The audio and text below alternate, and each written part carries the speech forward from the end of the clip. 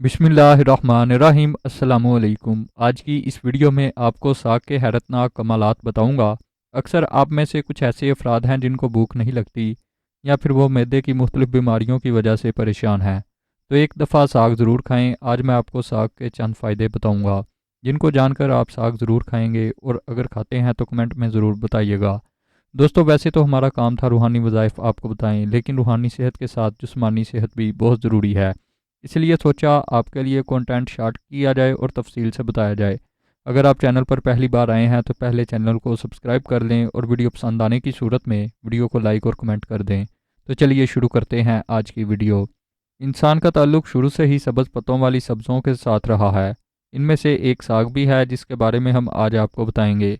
बाज़ लोग साग को मामूली दर्जे की ग़िज़ा समझते हैं, लेकिन हकीकत यह है कि ज़िंदगी की बुनियाद इन्हीं सागों और सब्ज़ियों पर कायम है। कुदरत इन्हीं के ज़रिए ज़िंदगी की तमीर के लिए ज़रूरी अज़ा तैयार करती है। दूध, जिसे आला दर्जे की ग़िज़ा समझते हैं, इन्हीं का रूप है। सरसों का साग। तिबी साइंस जदीद तहकीक के मुताबिक सरसों के पत्तों के साग में या 3 कैल्शियम और लोहे के अलावा गंधक भी पाई जाती है।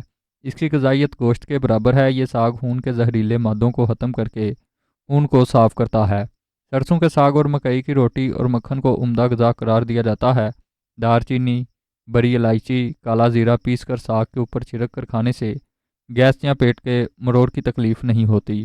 सरसों का साग अपनी तसीर के लिहाज से गर्म, खुशक और कब्ज़ और पेशाबावर है। इसके इस्तेमाल से पेट के कीड़े हलाक हो जाते हैं और भूख बढ़ जाती है।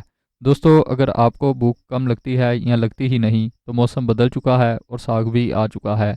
तो कोशिश करें साग का ज़्यादा इस्तेमाल करें। इससे आपको भूख भी लगेगी और पेट की बीमारियां भी ख़त्म होंगी। अगर आपको वीडियो पसंद आई है तो वीडियो को लाइक ज़रूर कर देना, और चैनल पर पहली बार आए हो तो चैनल को सब्सक्राइब कर देना।